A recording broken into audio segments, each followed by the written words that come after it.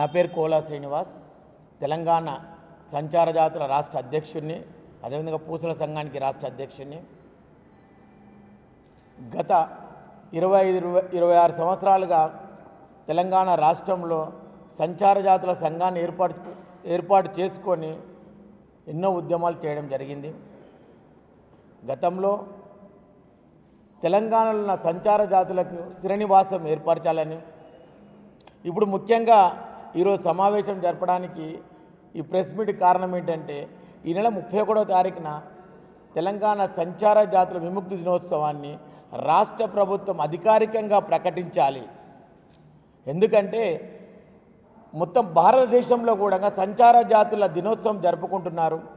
కొన్ని రాష్ట్రంలో మహారాష్ట్రలో కానీ పక్క రాష్ట్రాలు ఉన్న కొన్ని రాష్ట్రాల్లో అధికారికంగా ఏదైతే పూలే జయంతి, ఈ జయంతులు ఏ విధంగా జరుపుకుంటున్నారో అదేవిధంగా సంచార జాతుల విముక్తి దినోత్సవాన్ని కూడా రాష్ట్ర ప్రభుత్వం జరపాలి.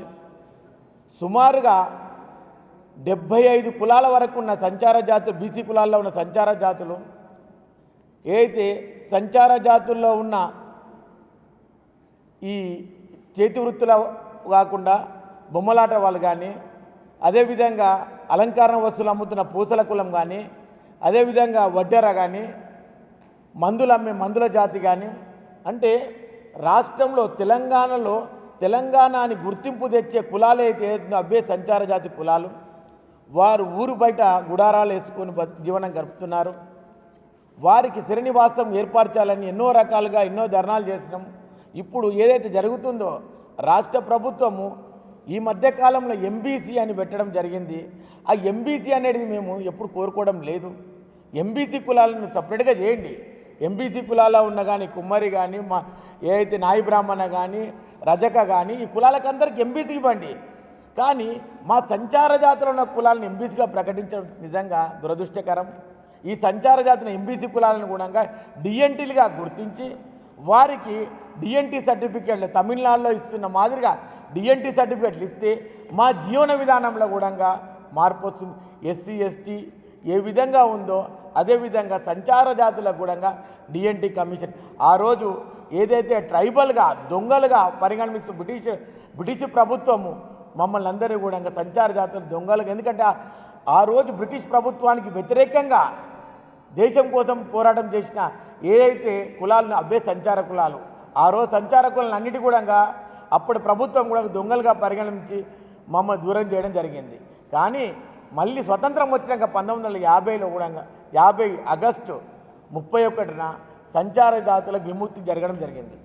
అదే విముక్తి దినోత్సవంని రాష్ట్ర ప్రభుత్వం అధికారికంగా ప్రకటించాలి. అదేవిధంగా కేజీ టు పీజీ వరకు కూడా సంచార జాతులందరికీ కూడా ఉచిత విద్యను ఇవ్వాలి. ఎలాంటి ఎంట్రన్స్ లేకుండా జీవనంగా వీరికి అందరికి కూడా కేజీ టు పీజీ వరకు కూడా ఇవ్వాలని మేము ఒక డిమాండ్ చేయడం జరుగుతుంది.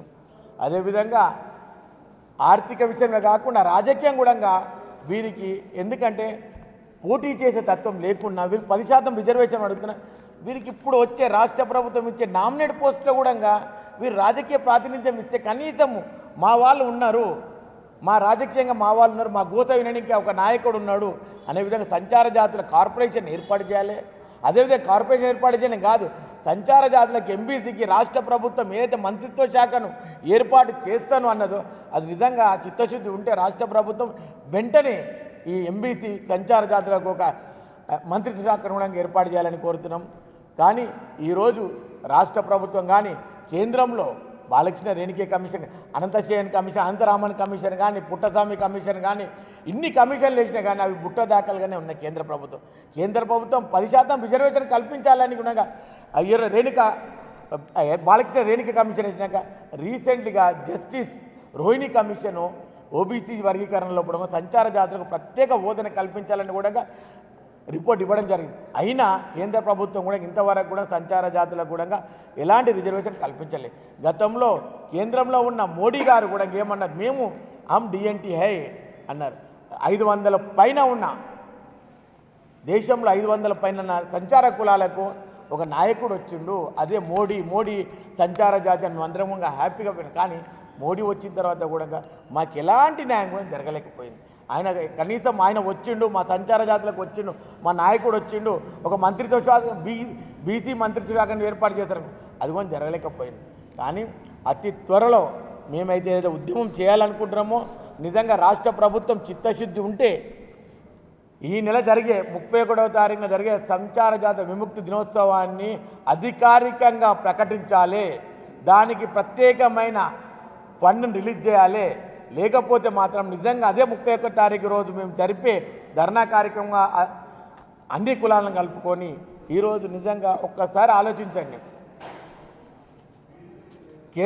రాష్ట్రంలో జరుగుతున్న 42%లో సంచార జాతుల వాటా ఎంత ఉంది?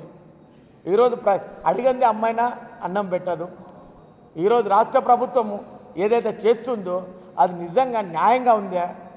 బీసీ లోపల 42% అన్నప్పుడు మేమందరం కూడా రాష్ట్రంలో నిజంగా ఒక బీసీ ప్రభుత్వం వస్తుంది, బీసీలకు న్యాయం జరుగుతుంది, కామారెడ్డి డిక్లరేషన్ వచ్చింది, కామారెడ్డి లోపల రాహుల్ గాంధీ చెప్పాడు, రాహుల్ గాంధీ చెప్తే మేమందరం కూడా గొర్రెల మందల్లాగా చెప్పిన దాన్ని నమ్ముతాము. నమ్మి వారికి అధికారం ఇచ్చినాం. అధికారం ఇచ్చిన తర్వాత మమ్మల్ని లోపల అయోమయ స్థితిలో రాష్ట్రం నుంచి పంపించడం కేంద్రం అంటది, రాష్ట్రంలో మీరు క్లియర్గా పంపలేరంట. అవన్నీ మాకు అవసరం ఉందా?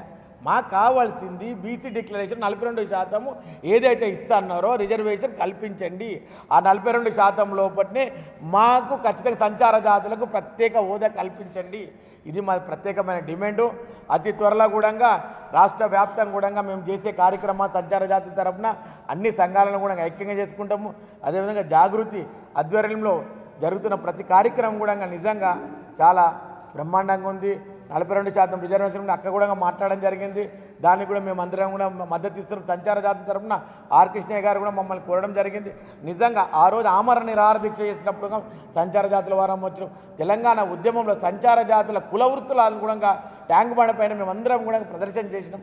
ఇంత చేసుకున్న తెలంగాణ తెచ్చుకున్నాం. మా సంచార జాతులు ఎక్కడేసిన గొంగలు అక్కడనే ఉన్నది. దయచేసి రాష్ట్ర ప్రభుత్వము నాయకులారా, రాష్ట్ర ముఖ్యమంత్రి గారు ఇది సంచార జాతులకి ఒక మంచి అవకాశం. 31వ తారీఖు రోజు జరిగే కార్యక్రమానికి మీకు చిత్తశుద్ధి ఉంటే ఖచ్చితంగా బీసీల మీద, సంచార జాతుల వారి మీద మీకుంటే అధికారికంగా ప్రకటించండి. కేంద్ర ప్రభుత్వం వెంటనే 10% రిజర్వేషన్ కల్పించాలి అని కోరుతున్నాం. ఈరోజు ఈ అవకాశం ఇచ్చిన జాగృతి కార్యక్రమానికి ఈరోజు జాగృతి అధ్యక్షురాలు కవిత గారు కూడా ప్రత్యేక ధన్యవాదాలు.